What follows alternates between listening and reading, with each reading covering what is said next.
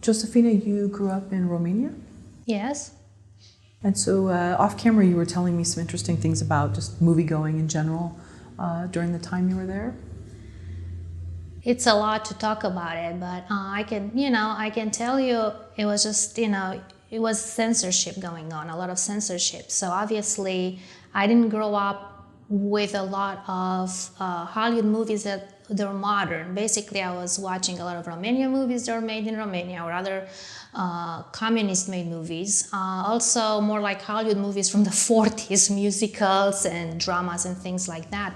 But not a lot of mainstream movies like Rocky or John Hughes movies or things like that that I had to catch up with after I moved here. And also no horror movies, because those were forbidden during communism, because the dictator that we had didn't want to be compared to one of the monsters like Dracula or Frankenstein from the horror movies, but of course people still compared him with that. So that's why he banned all the horror movies at the time. So once again, it's kind of strange because I'm making horror movies, but I didn't grow up with them. Well, obviously I had a lot of catching up to do after I moved here and started to work in the industry. Was that one of the first things that you did once you were able to watch horror films, or no, it just kind of was a natural? It was a natural process. It was kind of overwhelming because we're going from one video store to another, and there are like all these movies that I wanted to watch for a long time. So I would watch almost everything. Like we always watch a movie a day, but obviously I wanted to catch up on horror movies because my husband was making horror movies, so I wanted to understand more of the genre. And then also I started to work on various independent productions in the horror movies, and you work with people who have interesting careers and resumes, so you want to watch their movies before you interview for a job or once you start working with them, because I think it's normal to be able to have a better conversation with them and learn from them, because they always give you examples of what I did on this movie or that movie, but I think you should watch their work first. So, and then, more you dig into that, I think it's an interesting genre and it's very widespread. And for me, I'm like at a level when I think I love digging into, like, it's not just about, I have to do that. It's something that I enjoy, and I like to go more into obscure things, and it's a lot of learning to do, because I think you should know a lot about the genre that you are making movies in. And for me, it's been a very interesting process, because it opened me up to different possibilities. Sometimes people put horror filmmaking kind of like almost like in the ghetto of filmmaking, and I think that's wrong, because if you look at various filmmakers or movies, you can express a lot of interesting ideas through horror movies. You can be political or what's going on in the society at that point. Sure, you might do it with zombies or vampires or whatever, but you can do interesting things and also explore the human nature. And for me, with horror movies, you can do that definitely, because what I think is interesting sometimes, it's not necessarily about, sometimes scary for me, it's not necessarily monsters or vampires, that could be it, but it's more how human beings treat each other. And that's something that I like to explore in horror movies, because sometimes that can get very scary. Sure. And people's hidden agendas and ulterior motives. Absolutely, absolutely. That can be, for me, more frightening than, fighting with a monster. Sure. So when you would go to the cinema, when you were in Romania, what was that experience like in terms of the audience watching the film and engaging with it? People love movies. They're so thirsty for that. And I remember being in lines, especially if it was an American movie, because sometimes they would have, like, let's say, Kramer versus Kramer or something a bit more innocent. They would show that. Well, there were lines around the theater, and if you're lucky to get a ticket, let's say later that afternoon or something, the theaters were full. So it was a lot of love for movies and going to the movies. And also I grew up with an uncle who was a director of photography. So from an early age, I was either, you know, in front of the camera, behind the camera, in different situations, and I learned a lot, and also watched a lot, from shorts to anything I could, you know, see. It was possible for me to see during that time period. And also later on, it was also something interesting. Once the VHS era started, we were having pirated, you know, VHS tapes. They were like, literally, it was kind of like almost like a hidden circuit. And they were dubbed by a Romanian translator who became a famous film critic nowadays. It's even a documentary made about that era and how she was dubbing movies and about this underground circuit. And, you know, everybody was just like so eager to watch anything that it was kind of, it's a fascinating era, you know, basically because something gets banned. What happens, people become more thirsty for whatever that's forbidden. So people keep trying to find, and they find ways to see it, you know. I mean, I remember, I think it's this Meryl Streep movie, Falling in Love, totally dubbed by this lady, like the voice, everybody was speaking with the same voice. But you know what? I didn't care. You know, if a movie transports you into another world, it's gonna happen no matter what. And it was on PAL, like It was on PAL, yeah. Basically, I don't know.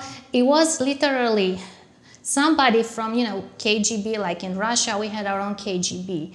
And what's strange, somebody who was an officer in that KGB had like a little operation that was bringing tapes from the West and had a little studio. And he was transferring, you know, in PAL, and hired this lady to translate and dub them. Basically, she didn't even have time to watch the movie. She would just show up at the studio, put her, you know, headphones on, and she just start translated right then and there.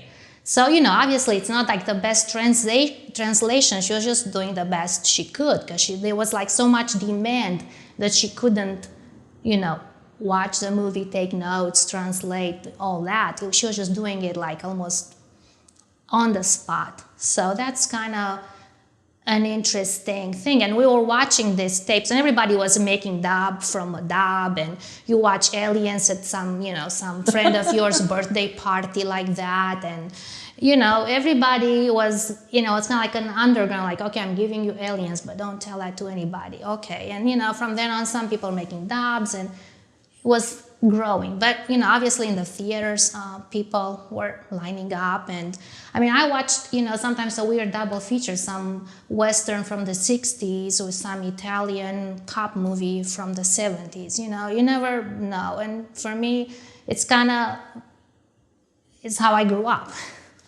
So how does that affect how you make movies now, knowing that if you try to either conceal something or prevent people from seeing it is only going to make them want to see it more? I mean, I guess that's just human nature. It is human nature. Well, you know what happened for us with our last two movies, High 8 and High Def, is we have different filmmakers who live and work in different parts of the US creating a segment for these horror anthologies.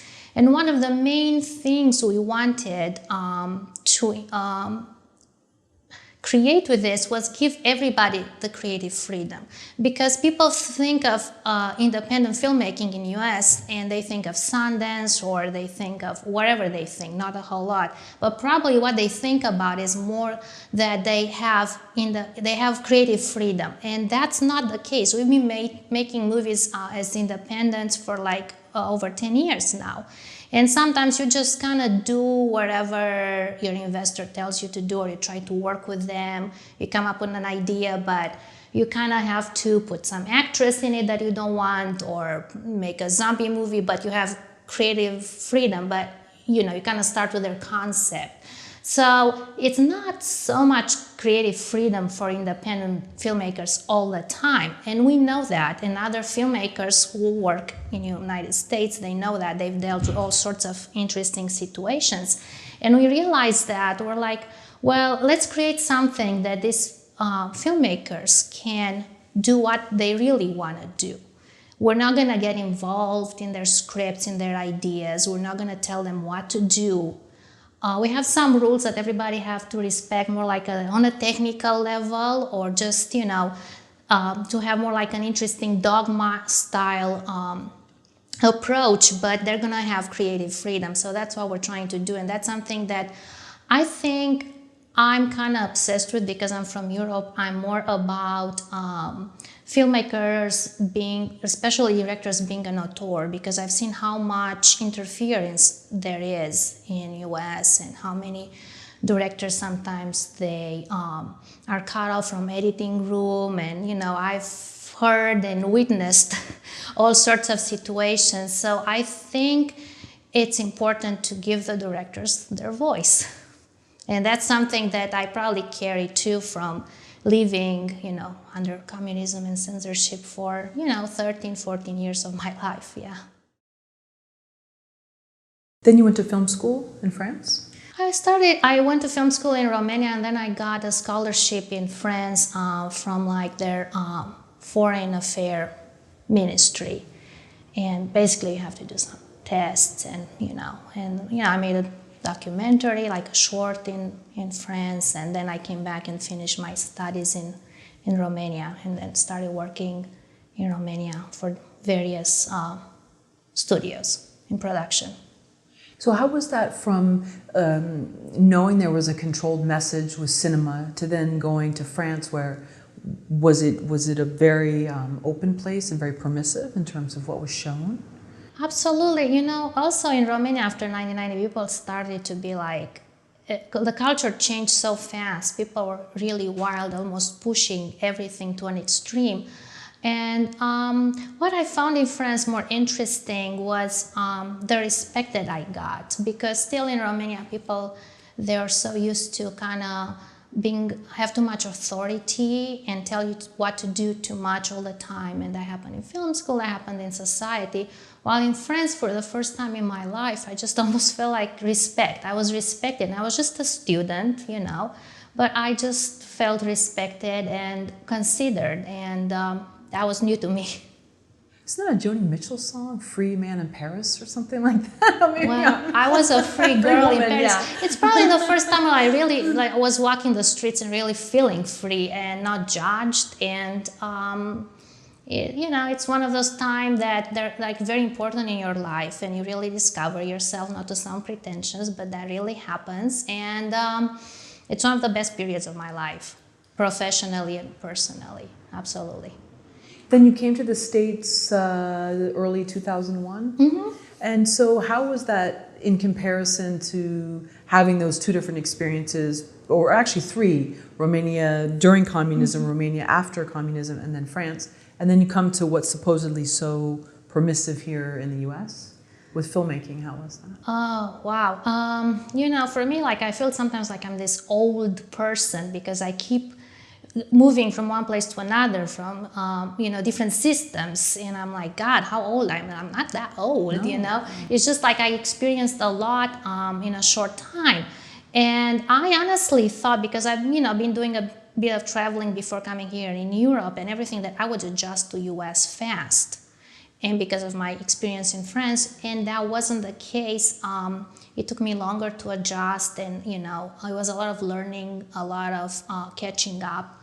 Also, what's interesting sometimes about Europe versus US and all that is just how much people sometimes are scared here of nudity, of human body, of certain things that you want to show, but it's not about exploiting anything. It's just about showing things how they happen in life.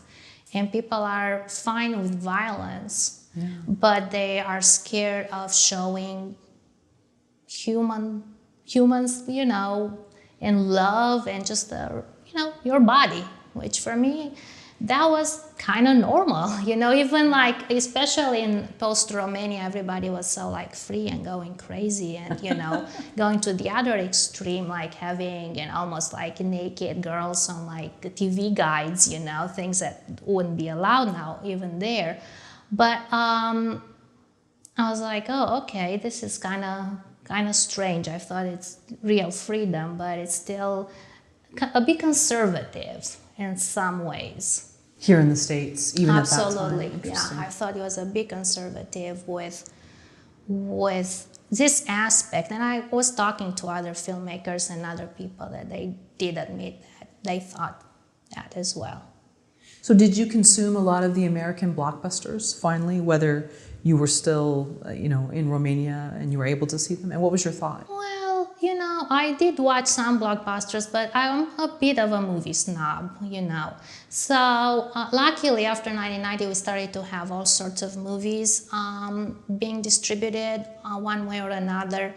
And I had finally access to movies I never had access to before. But, blockbusters, I always watch a bit here and there, but that's not really my cup of tea. I have to be honest with myself. So maybe sometimes in the summer, if I was bored, I would see that the Cinematheque was closed and the art house movies were closed for the summer or something.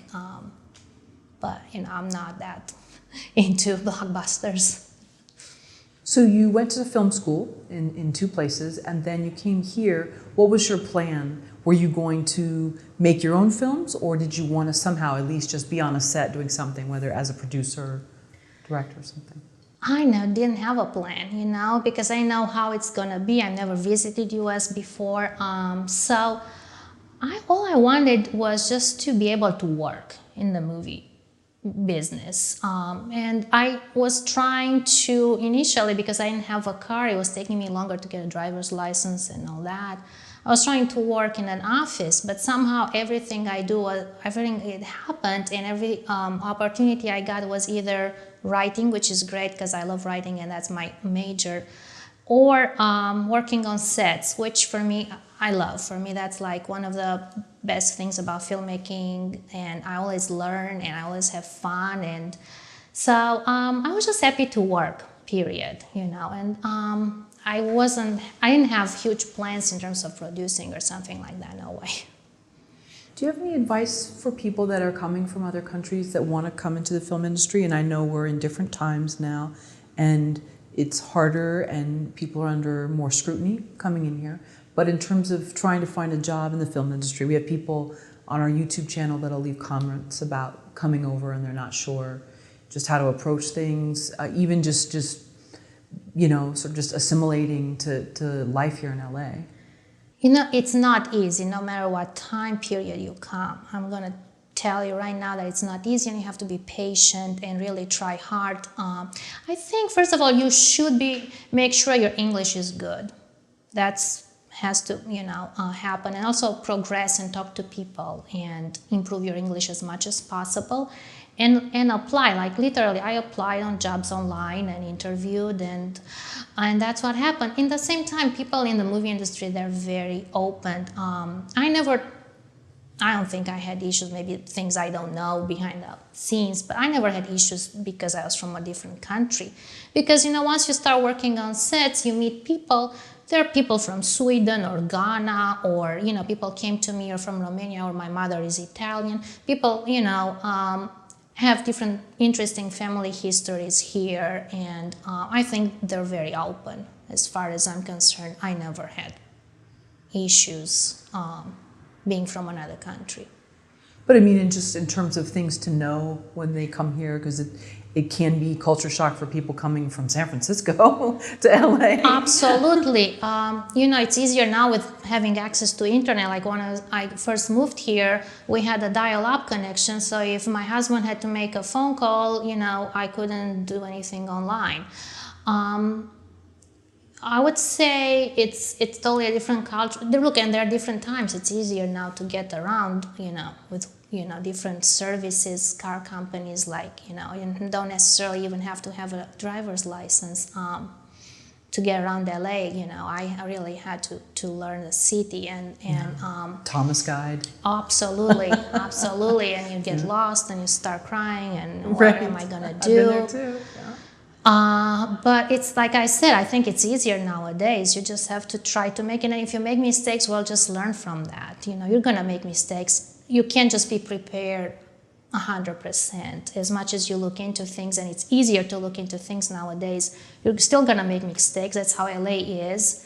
and just learn from that and just keep going. That's what I would say. Just try to apply for jobs and just be respectful and talk to people also. Don't just when you're on sets, talk to people and learn from them and get friends. That's how you make connections, and that's how people are going to bring you to other projects. If you're good, if you're serious, if you put time, and if you're friendly, that's important. What are some common myths about horror films? I think there are too many probably movies that are like kind of done in the same way, or they should be done in the same way, following a recipe or a certain concept or a certain, because there are so many subgenres in the Hollywood, in the horror movies, like, you have slashers and you have zombies, and people tend to kind of do the same thing over and over again.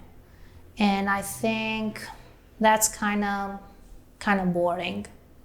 In the same time, nowadays there are people reinventing the genre, and that's something I am more interested in doing, exploring other avenues and other ways of doing things. Also, probably people think sometimes that horror genre is kind of dumb, kind of stupid, or it's just, kill, kill, kill, and that's all it is. But there are so many interesting movies out there, and nowadays people express more things, use the genre to express more things, and I think it's getting interesting. Like Hereditary, it didn't seem like a full horror film at times. It was very fascinating. It was more about a family, and there was a still eeriness to it, and then at times horrific parts, but I really enjoyed that as someone who's not a total consumer of horror film. Right. Well, I think people are trying to, and they should do different types of horror movies and things that, either they are based on their personal experiences, or there are things that they find horrific, because I don't think there are limits, and I think everybody should just try to do more interesting things that come back again and again with the same recipes. For us, it's boring to do the same thing over and over again, even if, because we make mostly horror movies. So you don't want to make the same movie over and over again. It is boring. You want to explore other things. Sometimes it is fun to, this year I'm making a horror movie, but next year I'm making a zombie movie. But more than that, sometimes you do want to explore and create things that you haven't done before, or they haven't been done before. So when we're doing high 8 and high def, Brad directed a segment for each as well. We're trying to see what we can do to contribute to the genre, and we realize that the best thing to do is go to our personal experiences and put them out there. So in High 8, we did this segment called A Scout that explores a scout that goes wrong, but also the tension between, an older director with, who's involved with a younger actress, age gap, and past and present in the desert, because we wanted to I wanted to make a movie in the desert. Brad has done that before, and I thought it's also an interesting backdrop for a horror movie, because it's harder to see where the killer comes from, because it's such an open space. And for me, it's very American. And visually, it's stunning. And for high def, we decided to continue with the filmmaking, personal-based stories. So we did a segment about an audition that goes wrong, and and we wrote it together. And this happened before the Me Too movement, but because we've been working in the industry for a while, we either witnessed or things that happened to us, we put them in the segment, because it's so much abuse in the industry, not only for women, actually. And we thought we should address that. Of course, the audition goes tragically wrong and horrific But we wanted to, it's once again, it's about what human beings can do it to each other. And it's about pushing the limits of somebody who wants to succeed to make it in the industry and how much people can put up with abuse. So that's, it's always all sorts of interesting themes you want to explore. We just, unfortunately, you don't have the time or the money to do as much as you like to do, because we always have ideas that we want to explore scripts or things ready to go. Did anybody get squeamish about that? It's interesting because people seem to want to talk about the Me Too movement in terms of outing people, but then when we talk about it as a group, I think a lot of people kind of like don't want to go there. And it's interesting. It's like an elephant in the room, and it exists, but then whether it's someone who's a willing participant with it, there's definitely people, male and female, that are willing to go there. It's an agreed upon relationship, and they're okay with that. And it's just interesting how it's like we can't talk about it, but then we can out people on Twitter. It's a very strange thing. I'm not necessarily about outing people, and nobody got squeamish. I think we should address certain things, because they do happen. They happen to us. And it's not so much sexual, but it's about human behavior, and how we treat each other. And for me, coming from Romania, that was also very strange and weird to see how much abuse was in the industry and how much sexism. I mean, I didn't see sexual harassment, but I saw a lot of sexism and abuse toward, like I said, toward directors. It was so much abuse that I was shocked. And I think we should talk about that. And, because people need to know it's not all glamour in Hollywood, it's just a lot of hard work, and you do put up with a lot of things in order to make a movie sometimes. Sure, and I guess too the stakes being so high, and people want so badly for things to turn out, whatever part of the industry they're in.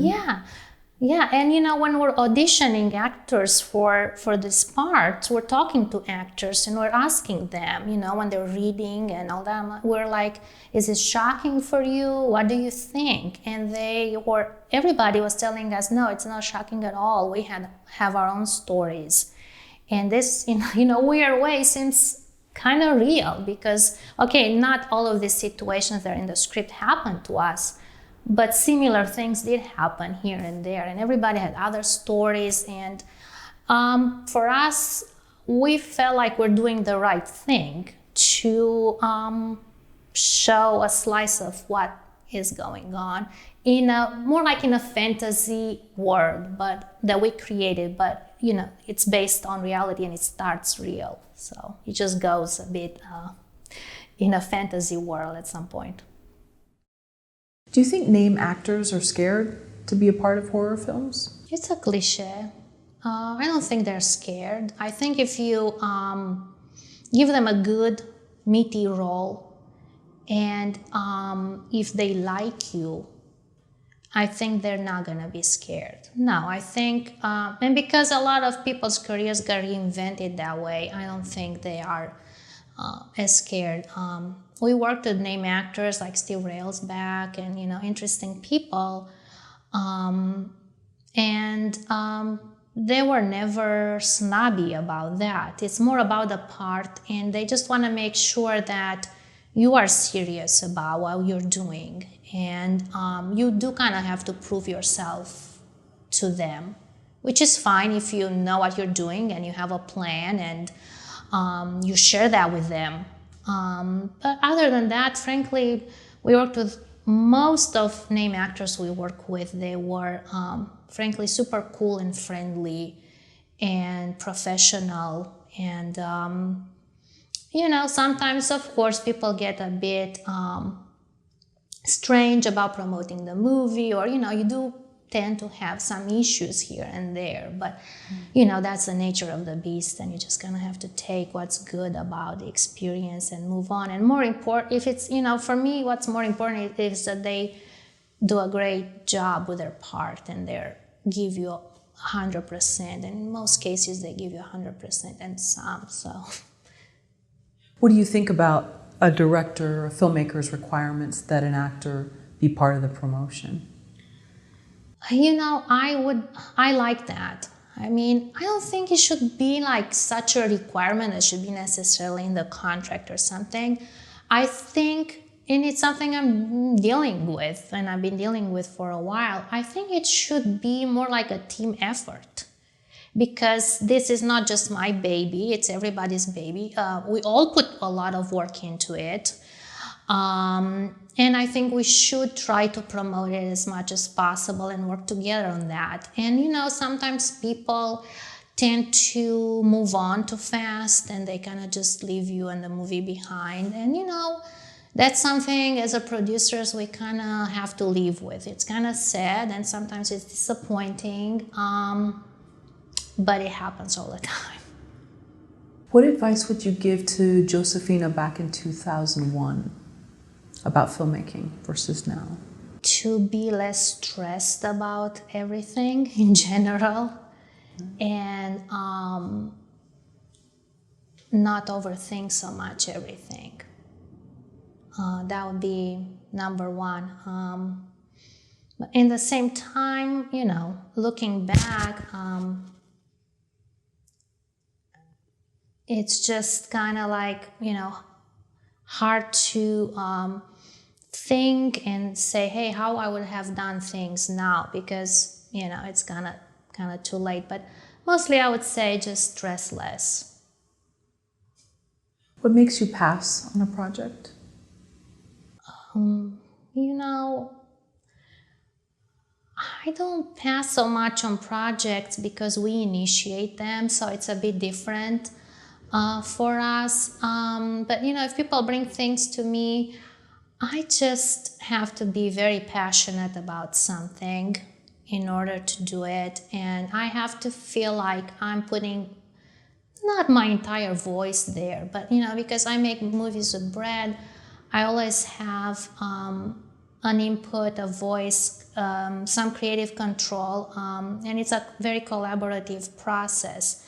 So if I can't have that, then for me, it's just not interesting. I'm not just there to create a mechanic for somebody just to make their own movie, you know. It's just kind of like I have to be involved creatively on some level or feel like that's my baby too.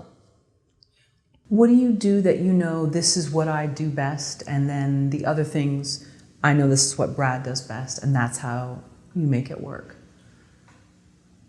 You know, it depends on each situation, but yeah, there are things that, you know, I know he's better than I am at. You know, first of all, when he directs, I'm not getting involved in his shot list. He can consult with me and I can offer him opinions, but I'm not going to be on set over his shoulder to tell him to redo a take or try to get a different performance from an actor. That's his thing, and I totally trust him. And I think you should trust people, because if you're going to micromanage everything, everybody's going to get nervous around you and they're not going to give you the 100%. And there are things that he's better, you know, sometimes some creative things like finding titles for movies, sometimes conceptual things, and sometimes promotional things he's better than me. And, you know, we know when to step back and just let the other person do that. And also, you know, it's the same with other collaborators that, you know, different people that we work with. I think everybody needs some guidance, but you just, once you've done that, just, you know, let them create and give them a chance to do something and then go from there. I think if you let people have some input, they're gonna, most of the time, come up with something cool and interesting that you're gonna like. How does your process work with Brad? When you say most of your projects are like, you know, sort of like self-driven, or they come from the two of you. What is it? You see something in the news, you have an idea, how does it work? It's so different each time. You know, sometimes it could be, you know, something we get inspired from going out, you know, to a concert or to a museum or something, an idea, or something that stays with you for a while. I know I want to make a movie about, but I'm not, you know, blah, blah, blah, but I'm not sure, so I'm gonna, you know, we're taking our time to come up with ideas. It's different each time. It's not every project is different. It starts in a different way. It can come from him, or it can come from me, or and we just talk and discuss, and that's kind of how it always starts with a conversation, and go from there. See who's going to write the script, or he's going to write on his own, or I'm going to be involved, or because I think speaking of who's better with certain things than others, we know that. So you have to be honest with yourself, and just discuss that, and start like that. Well, you just finished an anthology film, is that right? So then how did that begin? It began with High 8. High Def is a sequel of High 8. High 8 is horror. It's a horror anthology, horror independent 8. So we had 8 interesting, indie filmmakers that contributed to a segment to the anthology. What happened was Brad actually met different filmmakers in a Facebook group, and everybody was complaining, like I was saying, about lack of freedom, and they're kind of tired of dealing with different investors and distributors and different conditions. And they're like, it used to be fun when we're making movies when we're kids and just running around with a camera with our friends and doing that. So they're like, well, why don't we do that now? And they're circulating this idea of this title. High 8 started with a title, more like based on the format, because back in the day they were shooting on High 8 format. So Brad came to me and he was like, would you like to do that? And I thought it's just cool and fresh and different, and we've never done that before. And I was like, yeah, let's figure out a way to do this, because it's complicated. You're dealing with people you never met before that live in different parts in US, and everybody has their own personality, but let's try to do that. And just that happened really fast. We got all these directors on board, and everything moved on fast, and it was fun and cool, and it was going back and just making movies with your friends. Only this time around you have more professional experience, so you apply certain rules, and you have contracts.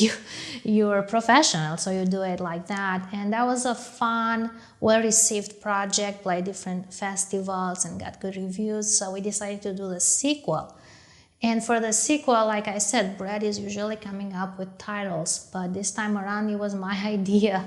High Def, it was my idea, because we're thinking to graduate to a different format, to HD. So we're trying to figure out a title, and it just kind of came to me because it's like High Def, it's HD, and it's Def, and it's it's kind of like the theme that we're going to be using for this anthology, that's what we did. Each segment has a theme, which is Def. So every filmmaker explores the theme of the Def in their segment. It's just more a creative way to unify all the pieces, but everybody is doing something different, because once again they have creative freedom. And we do look at their scripts before they start shooting and everything, but we, like I said, we don't interfere with that.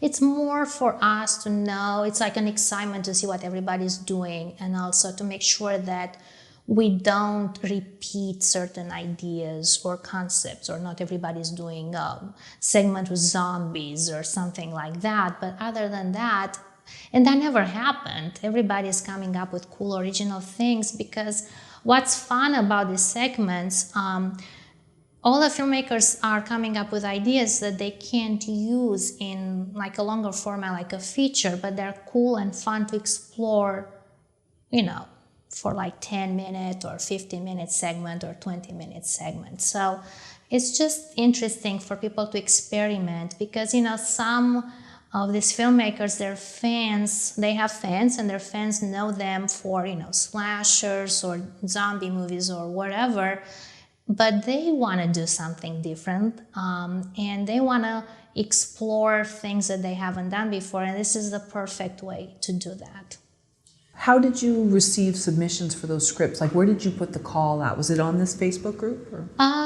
No, basically we do choose the filmmakers we want to work with. So we go to them first and we ask them, hey, do you want to be a part of that? And if they accept that, we tell them, hey, these are our rules. And then they send us the script once they have an idea.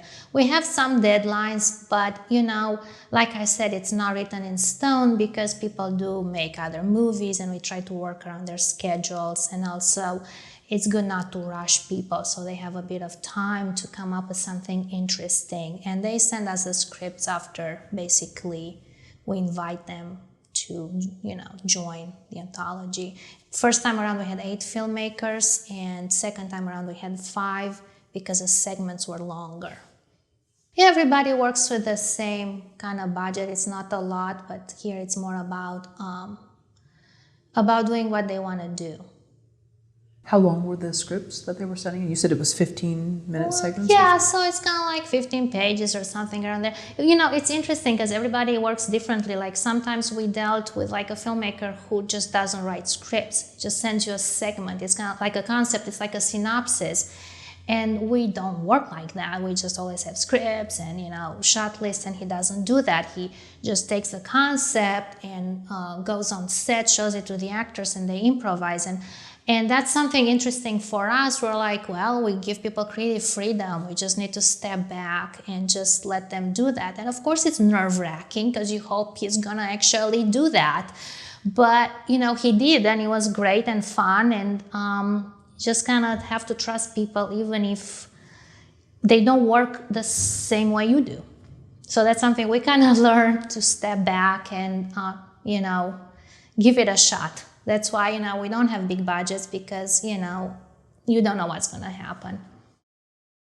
Does filmmaking always have to be fun for you? I mean, you had said about the Facebook group that the filmmakers were saying, what about when we were kids and we were creative and free? But then you start to do something after a while, and then the stakes rise, and then sometimes the fun can be squeezed out of it. How do you keep it fun?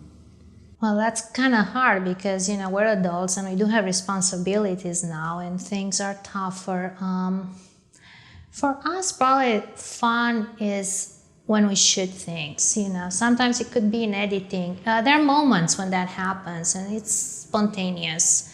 We do try to keep it fun, but, and sometimes that doesn't depend on you because you have collaborators and they can just sometimes drag everything down, or they're not fun, or they have bad attitudes, or, it's not 100% up to you. You do try to start the project always with a great attitude and try to get people with cool attitudes, but, you never know. Everything is different, everybody's different, or people's personalities changed. You have the same collaborators working with you from your previous project, but all of a sudden, they're not the same people anymore. There's something changed to them. So, for us, it's we do try to have fun, and we do try to sometimes from a concept or on set, but probably what's for us always what we do, like if you had like a tough day and you're like, what am I doing this? What am I putting myself with this?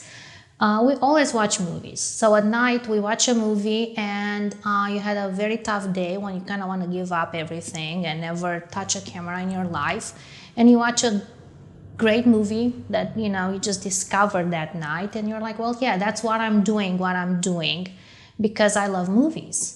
And that gives you the energy to wake up next day and continue despite the jerk you dealt with yesterday, or somebody who you might have to fire, even if that's not why you make movies, or different situations that you have that, come up when you make movies, because it's not always fun anymore. You're not in film school, you're not with your friends making movies anymore. So you deal with different personalities and budgetary restrictions, and you can't always hire all the right people that you want, or things can happen all the time. So it's not fun with paperwork and all that. I was watching In a Lonely Place with Humphrey Bogart, and it seems like nothing's really changed since then. I mean, in terms of just, well, what's she done? Oh, a few indie films, it was like nothing has really changed in terms of just how people were sort of reacting to him and, his process as a screenwriter, and I just found that interesting.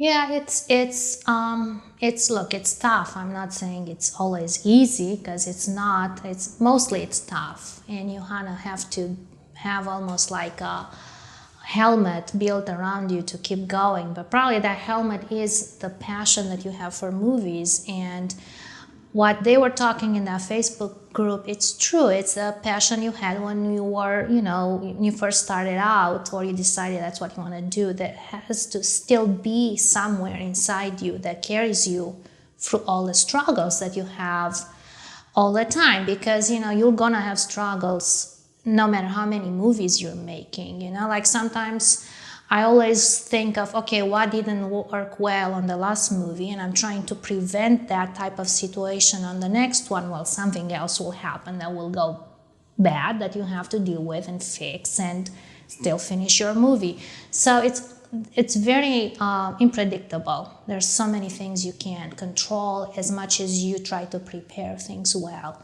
But what carries you through all this, or what carries me, I should say, and Brad, because I can speak for him too, is the love for movies and what you do. And sometimes just the creative process could be fun, or sometimes somebody sends you over the trailer of your movie, and that's what you were hoping for, and that makes your day. And little moments like that totally make it worth it. Or sometimes having your movie selected to a festival that you didn't necessarily even apply. They just want your movie because they liked your previous one, and you get the email and you're like, oh, that's great. That makes my day, or that makes certain things that you're dealing with worth it. How much thought do you put into the trailer in terms of knowing that you're going to have people see it, potentially distributors? I don't know if you enter festivals as well. Mm-hmm. Yeah, we do festivals. Trailer is very important, and we used to literally create a script for that.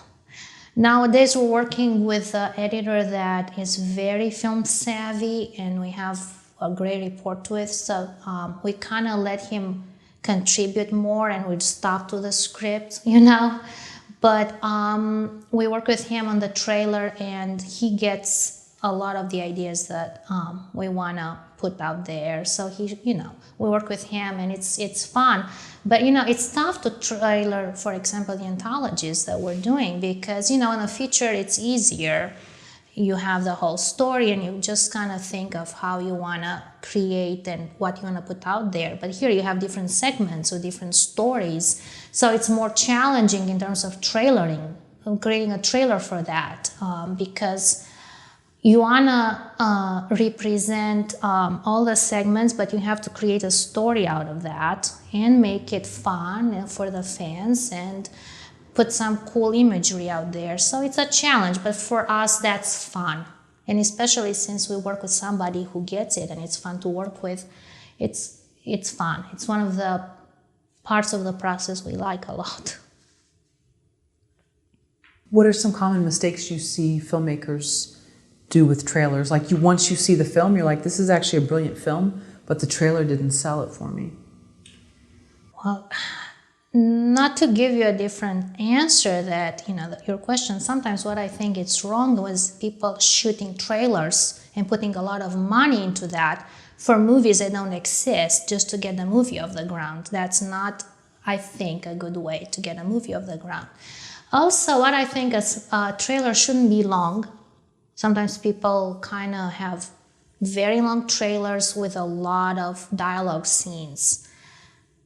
That's another mistake. I think it should be fast. It should show some cool imagery and cool lines from your movie, but it should go fast. Should have a cool little story, or even if it's not the story of your movie, it's okay. Don't reveal everything, but show something there so people can get an idea of what the movie is about. I mean, I don't think you should misrepresent your movie. I think what you get for the trailer, it kind of should be what your movie is. And, of course, you don't want to reveal everything. We never want to reveal everything, especially endings, things like that. We try to stay away from that. Some people choose to do that, and that's fine. It's their choice, but we don't like to do that. What about revealing things in the actual movie? How much of it do you want the audience to see and how much do you want hidden? So is the audience going to know more than the character will in most of your films? It depends on the movie. It depends on the movie. Most of the time we kind of like the audience to discover things while the character does. So they are kind of more in suspense and kind of guessing things while things are happening, and be more involved that way. How have distribution deals changed from when you first began making films? Distribution changed a lot, period. We used to make actually movies, that's how our production company started. We used to make movies directly for distributors. So that was a different process. Then the industry changed a lot, and we started to do more like getting money from investors, private investors, and make the movie, and then you shop it around. And that's what we're at right now. Basically, we make the movie, then we shop around, see who's out there, and also based on your past experience, how you're treated before by other distributors. You're kind of like trying to avoid certain things, to happen to you. Like what? Like being screwed financially. Yeah, that's a huge one. Yeah, like being mistreated by the distributor, by not showing you the artwork of your movie, not being able to approve that or at least be involved in that, having your name spelled on the back box, on the DVD cover or VHS, or like somebody literally they forgot to put Brad's name on a movie he directed on the DVD cover on the back, but the guy who did the artwork, his name was there, but the director, God forbid, should be on the box. So talking of abuse and many issues like that, we had a lot happening to us. So we're kind of wary, and sometimes you deal with, we dealt with various companies, some bigger, some smaller, and sometimes you deal with bigger companies and you think you're gonna be in better hands, but not necessarily, because they deal with like a lot of movies, and sometimes they don't get your movie even if they are acquired and paid for that. And then you struggle with their promotion department, and they don't get your movie, and they don't put like say the laurels from the festivals on the back cover. You fight to do that because they want to sell it as this big blockbuster thing, but that people are not going to buy that because they know what blockbusters are out there. So your movie, it is an indie sci-fi or horror movie, and it won some festivals awards, so let's not be ashamed of that, but there are struggles, and sometimes how you're treated, as a filmmaker, you don't even get to go inside the production company, the distribution company's office. You're just more like a production assistant and kind of like dropping your deliverables, and they don't even want to deal with you to pass by the receptionist. So we had all sorts of situations. Okay, maybe we passed by when we recorded the commentary because we had to, but you kind of treated and kind of kept away. So, we're working on the last couple of movies, working with Wild Eye releasing, and they are distributor in New Jersey, and usually we don't work with distributors who are not in LA, because we like to meet with them and go to their office and all that, but we work with them because they respect the filmmaker more, and that's important to us. They do send us the DVD covers, they do send us a check disc, we have input, we make changes, we discuss that with them, and that's frankly how it should be, but it's not all the time. So. What about when it comes to streaming? What are some things regarding distribution deals that filmmakers should be aware of? You should make sure that your movie gets on various streaming avenues nowadays, because you have to. Although streaming is not generating a lot of money for distributor or filmmakers. Also, it's getting tougher for independent distributors and filmmakers, even like, let's say, Amazon. They're trying to put more restrictions about your content. Like we had to fog some areas in our movie, on our last movie, to make sure at least it gets on their streaming services. And I wasn't happy at all being from Romania and, having dealt with censorship in the past. And that's something people don't talk about nowadays. I think we definitely need to address that. We don't need that. They're afraid that they can be sued by, parents whose kid clicked on your movie and they see whatever, because it's a horror movie, so you have some violence, you have some nudity, whatever. But I don't think because of that I should fog or cut scenes from my movie. I don't think it's fair, but in this case it was the only way to get the movie out there. And I also it creates some revenue that we need as indie filmmakers. We really need. So that's an issue that it just arose to us with this movie. It didn't happen previously, but now it happens. Also, Netflix, when it started, we used to get our movies on Netflix easily. Once they start to get bigger, they don't accept a lot of indie movies anymore, not just horror movies. They don't just accept that, period. So it's kind of frustrating because they build their company on movies like ours. Like our older movies, they're, part of their services. Our newer movies aren't. And that's just not fair, because then they build their business on small movies like us when, studios wouldn't deal with them because they didn't know who they were. And then they got bigger and bigger, and sure, now they make their own productions, they don't care anymore. So, streaming is important, but it's tough. They have a lot of quality control. Like, I think iTunes, it's very tough about that, like almost too tough. And it's very hard on indie filmmakers, because it's a very expensive process to get a movie on, like, let's say, iTunes, because it costs us and the distributor a lot of money. And I don't know if I would make my money back if I, give it to them necessarily. But just to go through the process to be accepted, it's very expensive. So, streaming is still kind of a complicated issue. We still believe in DVDs and Blu-rays and even VHS. High def even came like limited VHS because there are a lot of collectors out there, and a lot of horror fans are collectors and they're supportive, and frankly, that's what generates more money than streaming, just like physical media still. Even if a lot of video stores are closed and retail stores are closed, at least, from various sites, they can buy, the DVD, and that generates more money than actually streaming. So with the fogging of the things in the movie, are we talking labels and brands, or this is like male full frontal or something? Yeah, it's what's fogging, we had to fog is male full front or women full front.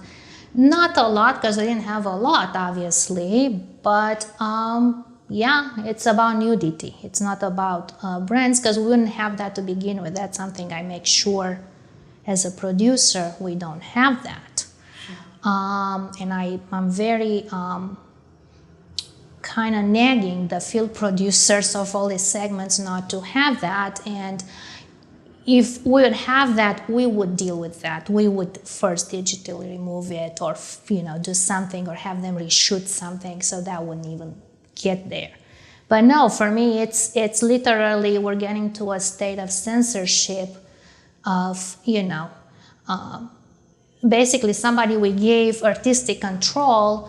Now he had parts of his segment fogged. So I'm not happy about that. The director wasn't happy about that, because none of us knew that would happen. But, he understands. Obviously, he wants his movie out there. And that happened only on streaming. On DVD, VHS, we have no problem because a distributor doesn't care. He's very cool. Otherwise, he wouldn't have set the movie in the first place. He knows what these movies are, and he loves the genre, and he's very cool and supportive. So he's not the one creating the problem at all. He was annoyed to tell me about this new thing with Amazon. So, yeah. And is it only Amazon, or are there other? As far as I know, right now it's just Amazon, but I don't know.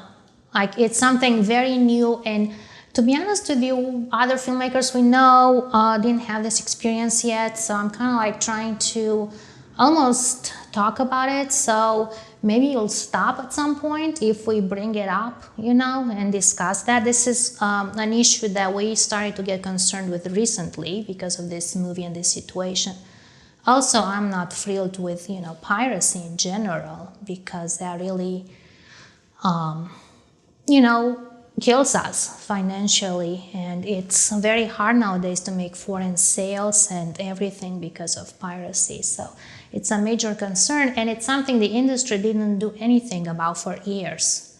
So that's very problematic. And I guess, big studios, they lose some money, but they don't care enough about that. And even if they have offices full of lawyers, they don't do anything. But we, as independent filmmakers, were really affected by that because we lose a lot of foreign sales. And I had to shut down things on YouTube, people putting our movie illegally on YouTube many times. A distributor had to do that too. I had to shut down here and there some torrent sites. But I can't do that every day. I can't chase these things every day, or otherwise I'm not going to make movies anymore, I don't have a room full of lawyers doing that, who are hired on staff, paid to do things like that. I just do it myself, and it's kind of negative, and it's not something you want to do every day. Here and there, look, I'm going to do it because, we're losing money, and I don't want my movie on YouTube who just came out or something for everybody to watch it for free, when they can just buy a copy or stream it on various, venues that are out there. So, yeah.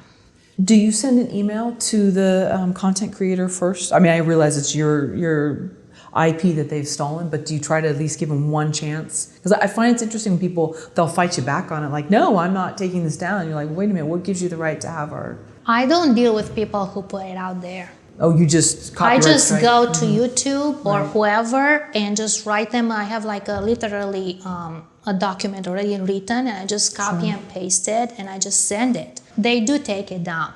Yeah, they are responsive if you reach out to them. But you have to do it. And you don't always have time to check on YouTube, see if your movie is illegally there, But sometimes if you do, and I just do it right away because I just, have a document and I just copy and paste it and send it immediately. And it usually gets down because it's my movie, I have proofs. Unless, my production company or the distributor, they're the only entities who could do something with it.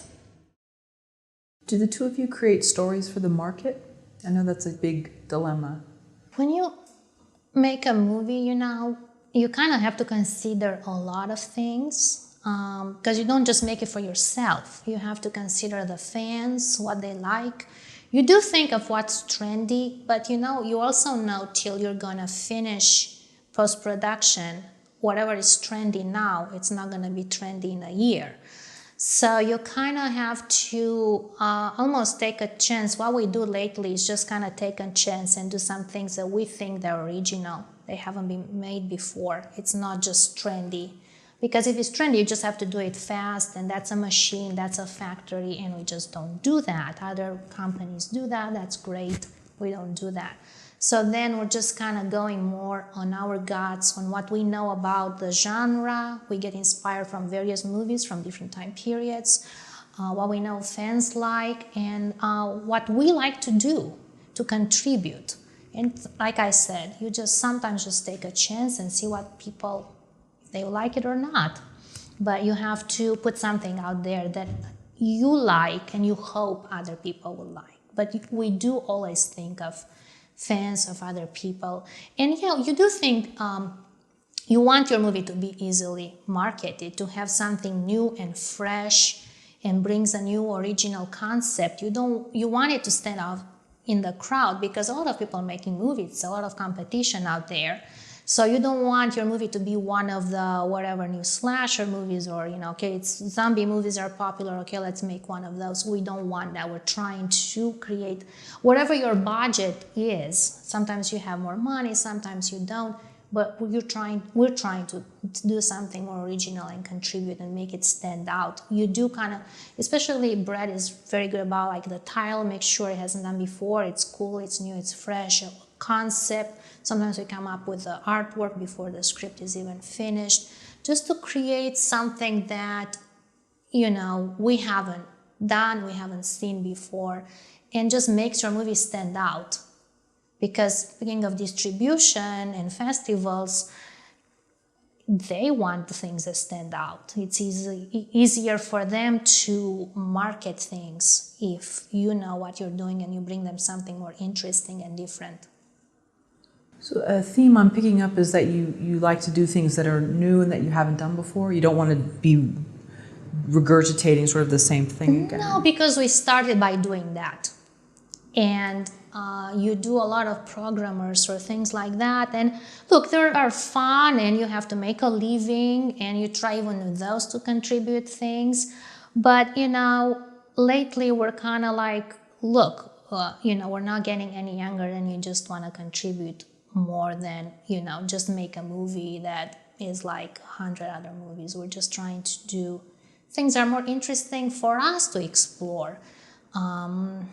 That we haven't done before, because, you know, okay, a slasher, it's good fun, but, and, you know, Brad is known for some slashers and everything, and I'm not saying I'm not gonna do that ever again, but if I would do it, once again, I would try to, you know, break the tradition, come up with something different. Just, you know, just keep people guessing and also make it more fun and interesting than the same thing over and over again. I mean, you know, it's boring, I think, for everybody.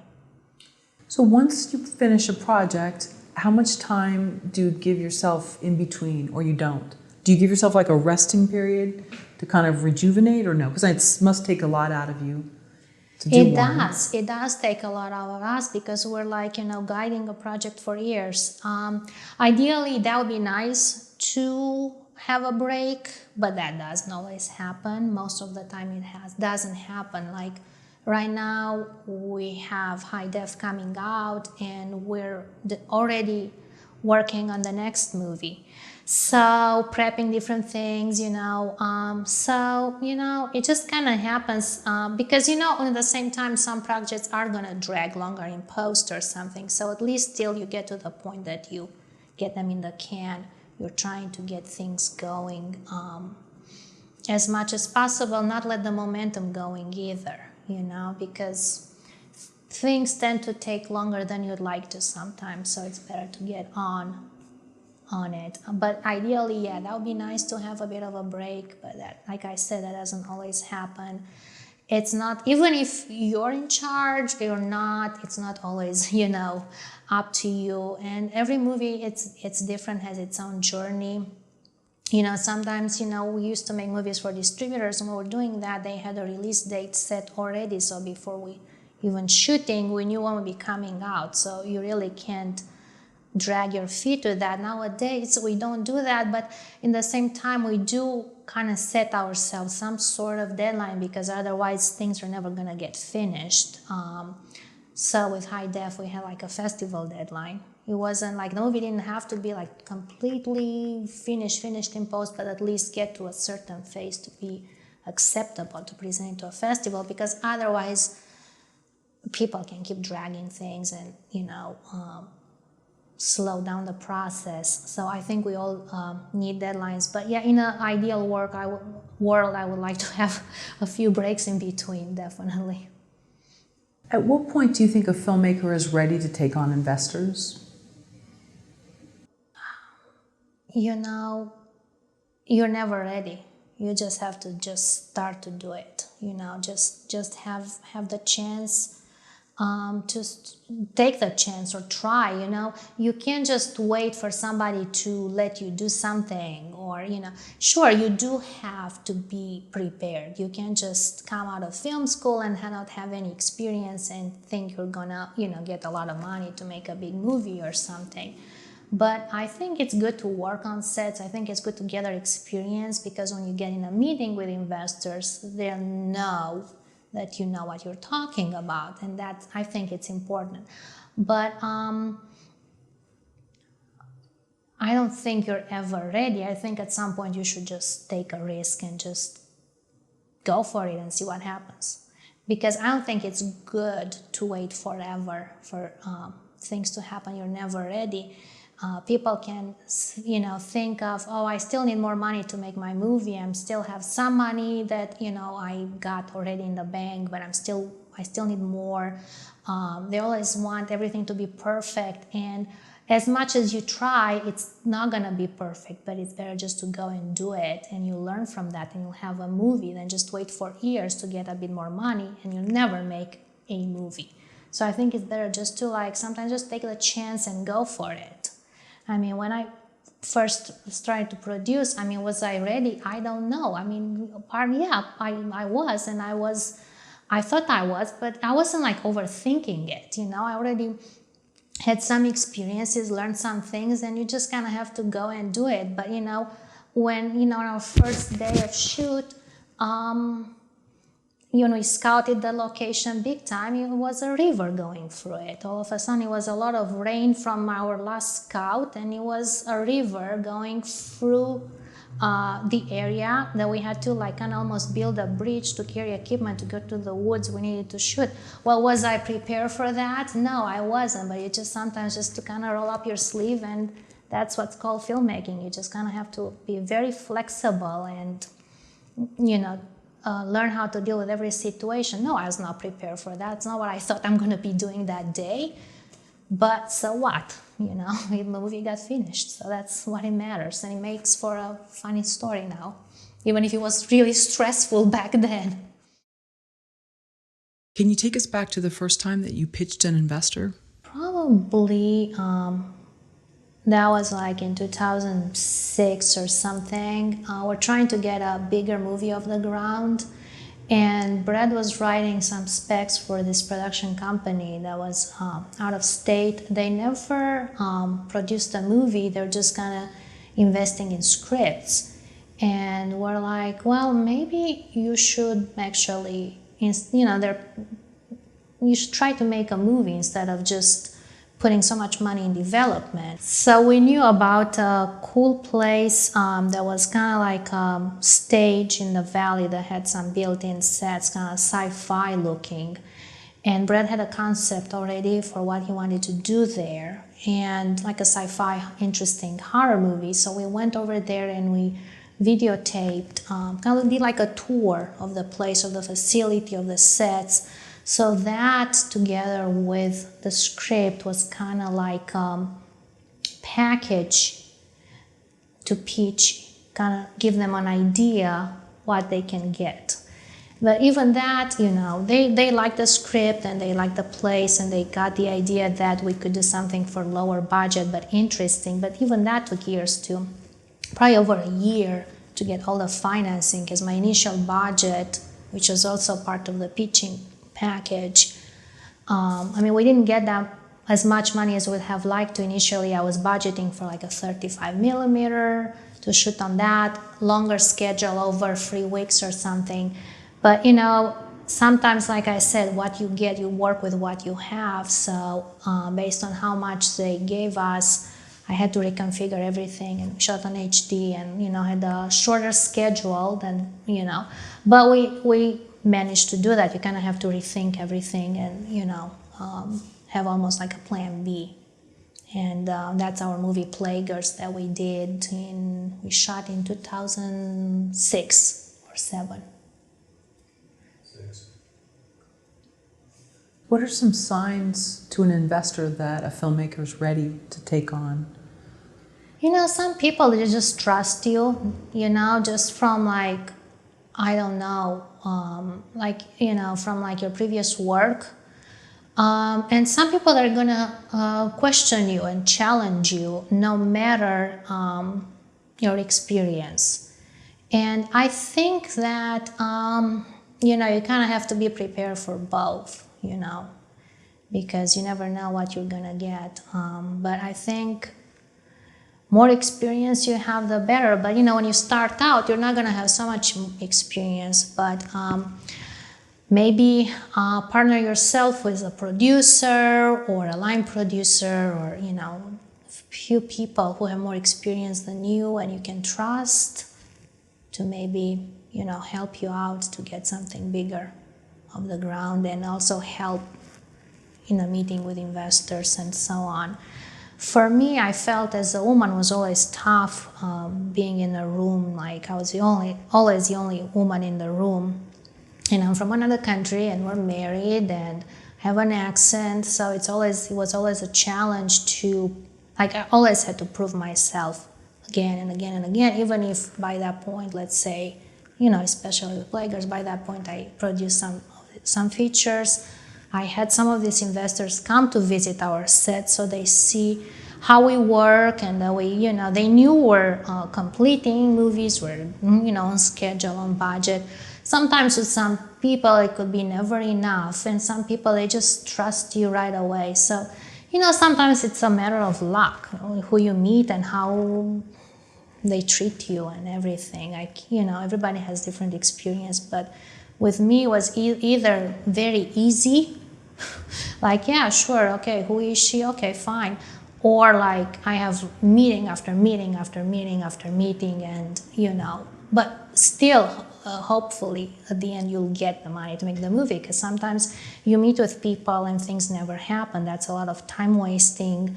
And that's why sometimes we got fed up. Like that's why we made High 8, because we're meetings for a couple of years to get bigger movies off the ground. And it was the economic crisis and everything, and people are very wary. And even if we made a movie that was bigger budget and successful and everything, and we got tired of waiting and all these meetings and things were not happening and agents and we're like, what do we do here? We're wasting time. We're filmmakers. We make movies. So, who cares what budget we have? Let's just take a camera and go, because this is years of your life that you're not productive. And for us, that's not acceptable. But there's a big difference between somebody identifying someone or identifying with someone or liking them versus someone being competent. I mean, I could meet a million people that, hey, I'd want to be best friends with, but they're not competent. How would you prove that you're competent, that you can deliver when you say you will? Because sometimes you just get a feeling about somebody and maybe they're not really your kind of person, but you're like, this person's not competent and they're going to come through for me, and I can tell. Well, I think everybody has a track record, and sometimes your movies do speak for yourself, you have your body of work. And also how I prepare, if you see I'm prepared and I have solutions and I have a budget and all these things that I personally bring. I don't know what other people do, but I bring them from experience and from what I've done before, but I don't mind answering questions. Obviously, I always do. And I always have a plan for, how I would pull that movie off. And I share it with people and tell them how I would approach that. If they trust me or not, I don't know, but I think if you're not prepared, then that's a problem. You're not going to have a chance. If you're prepared, yeah, you might have a chance. And you know what? Sometimes we know, and it's annoying. Filmmakers get money from, God knows, some rich relative or something. They don't have to prepare for anything. Like you go through meetings and you go through a lot of proving yourself, even if you made movies and your movies sold in different territories, and people made money off your work, and you can prove that with numbers. Like Brad had one of his movies was like the best seller of a certain distribution company. There was a title that sold the most. So I think just that right there, it's a great at least entry, if not a way to convince somebody to give you money. But some people, they just get money because whatever, and that's something that you kind of have to get used to in the business, that, not everything is fair, but you just have to do your thing. Do you have a pre-production checklist? Absolutely. We always start with a schedule, the budget, with looking for locations, locking locations as soon as you can, because that's very important for us in general and for a movie. If you don't have the right location, then you're in trouble, and I don't think that's something you need to leave for last minute. And then we start to do casting and casting process, and then crewing up. And obviously you always set a date ahead of time. Hey, this is when I like to shoot. So if you have the location locked, you kind of set the date by, making a deal and locking that. And sure, that can be stressful because you already put some money down and you rented something, but in the same time, you kind of can't stop that train from going. So yeah, we do casting.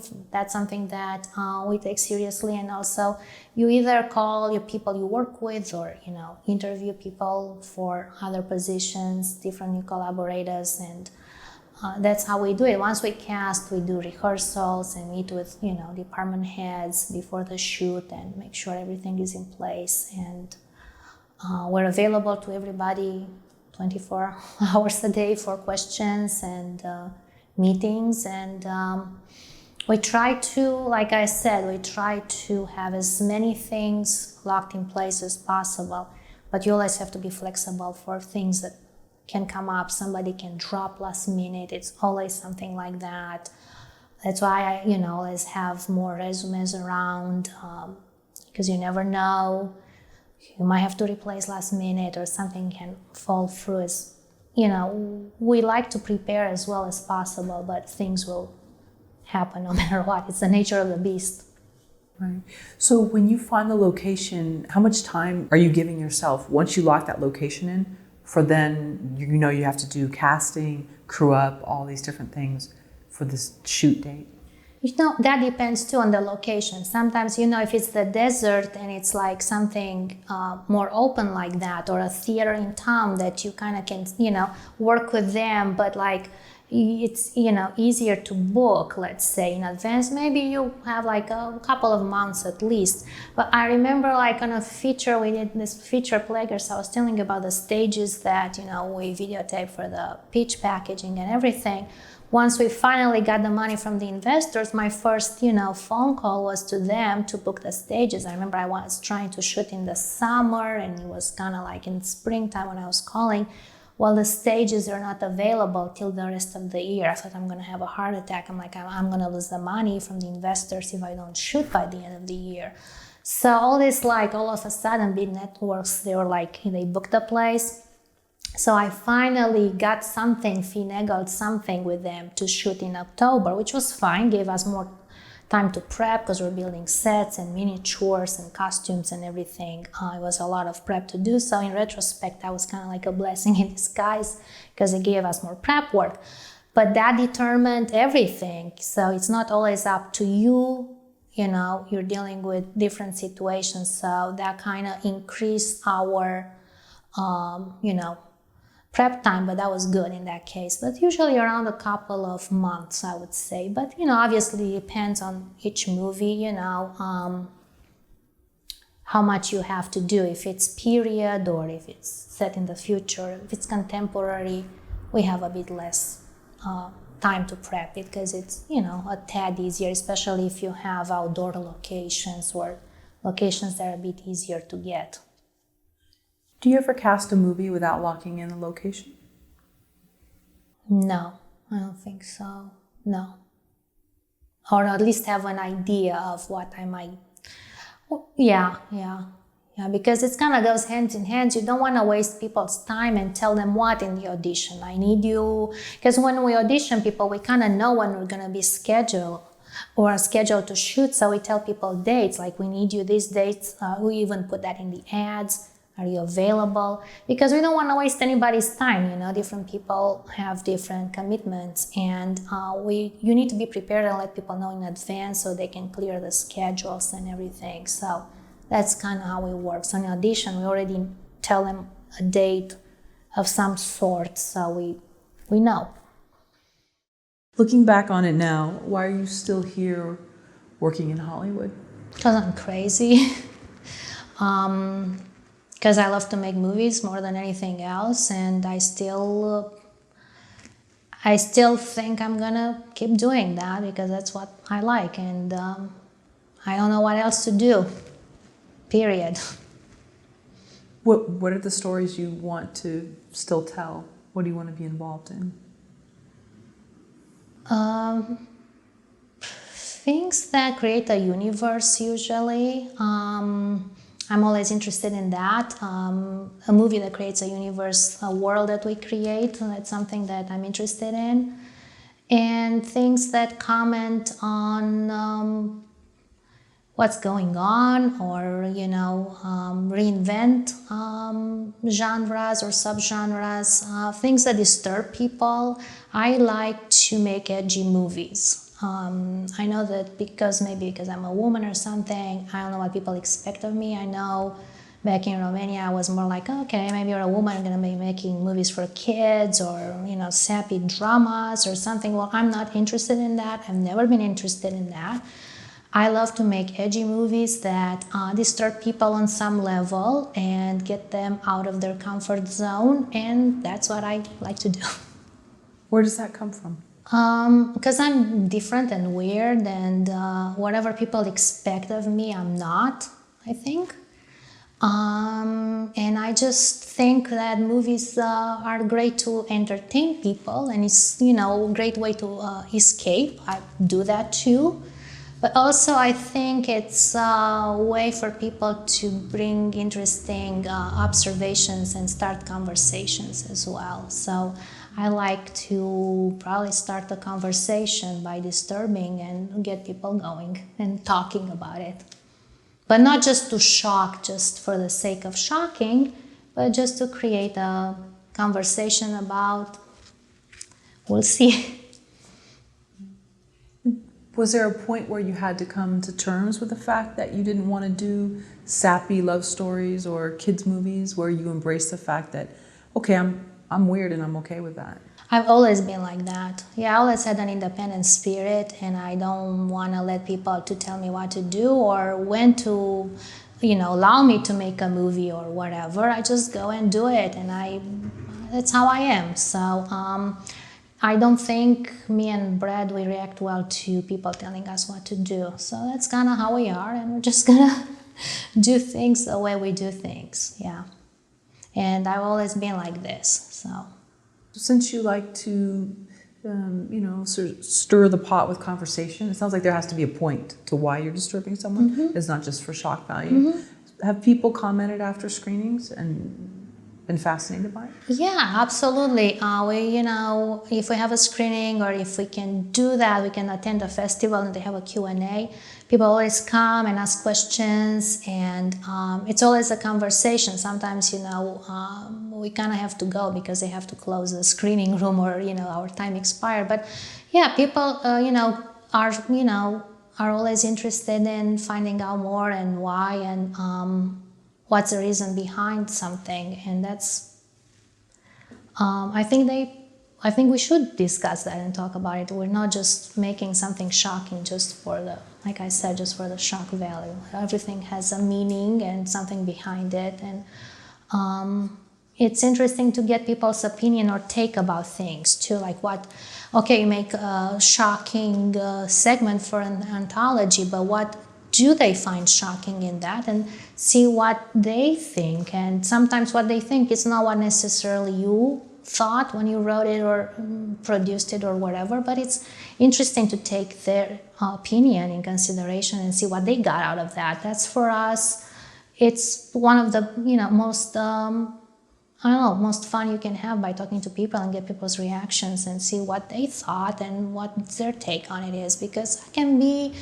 something kind of lives with you when you leave the screening room, kind of stays with you, and something you think about. And I don't know, it's for us, it's not just making movies for the sake of movies. You do, like I said, always think of an audience, and it's nice to be able to interact and get their take on it.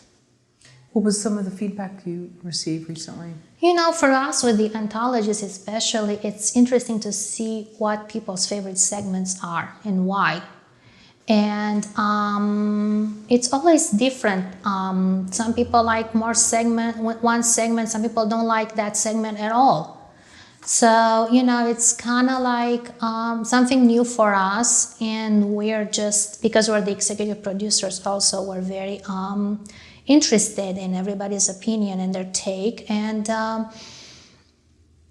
it's something new for us because, you know, each segment is directed by a different filmmaker. So we are kind of also trying to be very, how can I say this? You know, the filmmakers, sometimes they get feedback as well. You know, they read the reviews and some they get upset that somebody didn't like their segment. So we're a bit kind of like their parents or psychologists. And we're like, well, it's okay. They didn't like it, but this review liked it. And you know, it's not about that. It's about you expressing what you wanted to express. We're always here to support that. So it's something new for us this time around because we kind of also have to deal with filmmakers. And, you know, artists are sensitive. We understand that. And we're kind of trying to be more mature about it as well.